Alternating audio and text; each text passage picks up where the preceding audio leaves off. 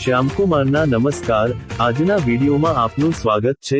શિક્ષણમાં artificial intelligence એટલે કે એઆઈ આજકાલ આ એક એવો મુદ્દો છે જેના પર બહુ જ ગંભીર ચર્ચાઓ ચાલી રહી છે અને સવાલ બહુ સીધો છે.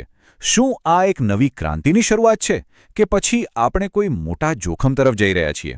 જુઓ, આ સવાલ આજે શિક્ષણ જગતમાં કદાચ દરેકના મનમાં ઘૂમી રહ્યો છે.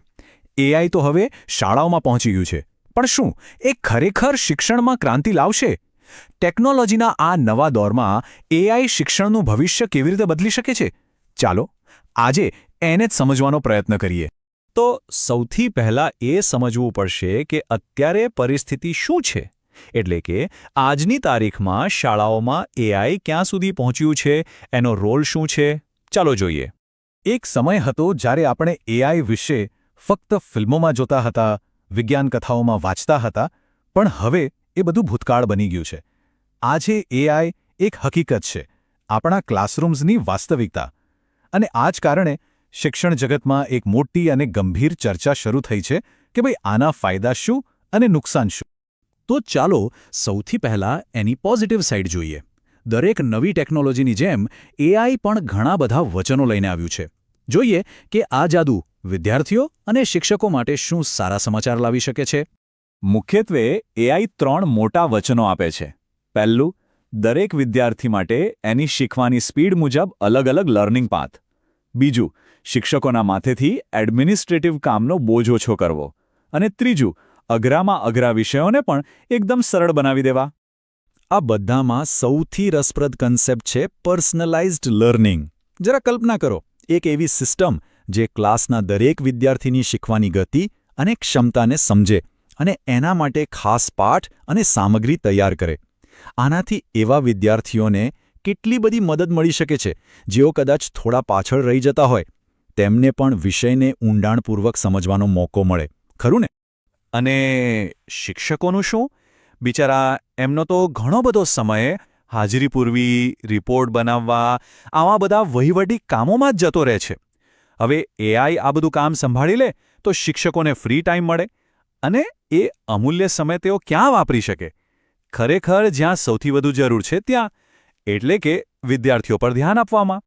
સારું, આ બધી વાતો સાંભળવામાં તો બહુ સારી લાગે છે, પણ જેમ કહેવાય છે ને, દરેક સિક્કાની બીજી બાજુ પણ હોય છે. તો હવે એ ગંભીર ચિંતાઓ અને જોખમો પર નજર કરીએ જે શાળાઓમાં એઆઈના ઉપયોગ સાથે જોડાયેલા છે. અહીંયા સૌથી મોટો અને મૂળભૂત સવાલ ઊભો થાય છે. એક બાજુ એઆઈની મદદથી હોમવર્ક અને પ્રોજેક્ટ્સ એકદમ સહેલા બની જાય છે. આકર્ષક તો છે જ, પણ એની કિંમત શું ચૂકવવી પડે છે? કદાચ વિદ્યાર્થીઓની પોતાની રીતે વિચારવાની, તર્ક કરવાની અને કોઈ સમસ્યાનો ઉકેલ લાવવાની જે ક્ષમતા છે એમાં ઘટાડો. શું આ કિંમત બહુ મોટી નથી? અને વાત અહીં અટકતી નથી. બીજી પણ ગંભીર ચિંતાઓ છે, જેમ કે એઆઈ પરની વધુ પડતી નિર્ભરતા કદાચ વિદ્યાર્થીઓની ઓરિજિનલ વિચારશક્તિને મારી નાખશે. બીજું, શિક્ષણમાંથી જો માનવીય સ્પર્શ, લાગણીઓ અને નૈતિક મૂલ્યો જ ગાયબ થઈ જાય તો શું થાય? અને ત્રીજું, અને કદાચ સૌથી ગંભીર, વિદ્યાર્થીઓના પર્સનલ ડેટાની પ્રાઇવેસી અને સિક્યુરિટીનું શું? આ મુદ્દો ખરેખર બહુ જ ઊંડો અને વિચારવા જેવો છે. આપણે યાદ રાખવું જોઈએ કે શિક્ષણ એટલે માત્ર માહિતીનો ઢગલો નહીં, પણ એ ચારિત્ર્ય ઘડતરની પણ પ્રક્રિયા છે. એક મશીન કદાચ તથ્યો અને જ્ઞાન તો આપી દેશે, પણ માનવીય સંવેદનશીલતા, સહાનુભૂતિ, નૈતિક મૂલ્યો, આ બધું તો એક જીવંત શિક્ષક જ શીખવી શકે. અને આ જ ગુણો વિદ્યાર્થીના સામાજિક વિકાસ માટે સૌથી જરૂરી છે. તો એક તરફ ક્રાંતિના મોટા મોટા વચનો છે અને બીજી તરફ એટલા જ ગંભીર જોખમો. તો કરવું શું? આગળનો રસ્તો કયો છે? જવાબ છે સંતુલન.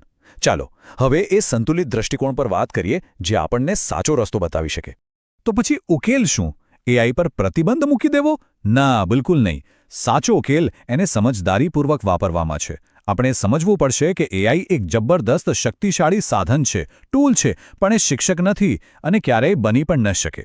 એનો ઉપયોગ એક સાધનની જેમ જ થવો જોઈએ. તો આ જવાબદાર ઉપયોગ માટે શું કરી શકાય? 3 મુખ્ય બાબતો છે. પહેલું, એઆઈનો ઉપયોગ હંમેશા યોગ્ય દેખરેખ હેઠળ જ થવો જોઈએ. બીજું, એના માટે એકદમ સ્પષ્ટ નિયમો અને ગાઈડલાઇન્સ બનાવવી ખૂબ જ જરૂરી છે. અને ત્રીજું, અને આ સૌથી મહત્વનું છે, એઆઈને શિક્ષકના વિકલ્પ તરીકે નહીં, પણ એમના એક હેલ્પર, એક સહાયક તરીકે જોવું જોઈએ. આખી ચર્ચાનો સાર કદાચ આ જ એક જ વાક્યમાં છે. ફરીથી કહું છું, એઆઈનો ઉપયોગ શિક્ષકના પૂરક તરીકે થવો જોઈએ, વિકલ્પ તરીકે નહીં. એઆઈની સાચી તાકાત શિક્ષકોને વધુ સક્ષમ બનાવવામાં છે, એમની જગ્યા લેવામાં નહીં. અને આ સંતુલન જાળવવું એ જ આવનારા સમયમાં શિક્ષણની સફળતાની ચાવી બનશે. અને અંતમાં આ એક સવાલ આપણી સૌની સામે છે. જેમ જેમ ટેકનોલોજી આપણા જીવનમાં વધુને વધુ ઊંડે ઉતરતી જશે, તેમ આપણે આપણી શાળાઓમાં, આપણા શિક્ષણમાં ટેકનોલોજી અને માનવતા વચ્ચેનું આ નાજુક સંતુલન કેવી રીતે જાળવી રાખીશું? આનો જવાબ શોધવો એ કદાચ આવનારી પેઢીઓ માટેનો સૌથી મોટો પડકાર હશે. વિચારવા જેવી વાત છે.